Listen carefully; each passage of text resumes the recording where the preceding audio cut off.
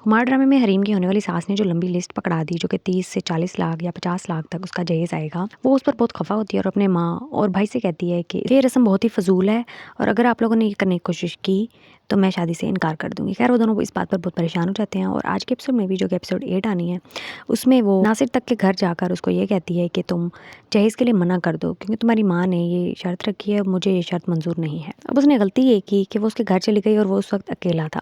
And time पर वहाँ फाइज और हरीम का भाई पहुँच जाते हैं और वो लोग यकीनन उसको वहाँ देखकर बहुत हैरान हो जाते और वो खुद भी नहीं चाहती थी कि उनमें से कोई भी उसको वहाँ देखता, क्योंकि वो तो सिर्फ जहेज की बात करने आई थी कि उसके लिए वो मना कर दे।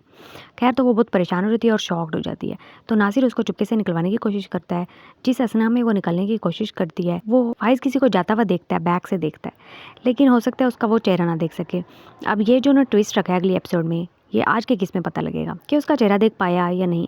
लेकिन होगा ये कि उसका चेहरा ना देख सका होगा, बस अंदाज़ा लगा सकते कि कौन हो सकती है, या अगर हरीम भी होगी तो वो वजह समझ जाएगा, क्योंकि वो हरीम को हमेशा से समझता है, उसके मामले में काफ़ी पॉजिटिव सोच भी रखता है। अगर नासिर की माँ जहेज ना लेने के लिए शादी से पहले मान भी गई तो शादी के बाद उसने ज़रूर उसको ताने देने और वो जहेज लेकर ही रहेगी। इसके अलावा फाइज की माँ बड़ा तीर मार के आती है कि उसकी मंगनी पर उसको ढेर सारे पैसे दिखाकर और उसकी औकात और अपनी हैसियत का फ़र्क बताकर वहाँ से जाने की कोशिश करती है, लेकिन हरीम भी उसको उसके औकात में ही रखती है और उससे एक पैसा तक नहीं लेती। वो तो मंगनी पर ऐसे खुश हो रही होती है जैसे मंगनी कोई पक्की रस्म है।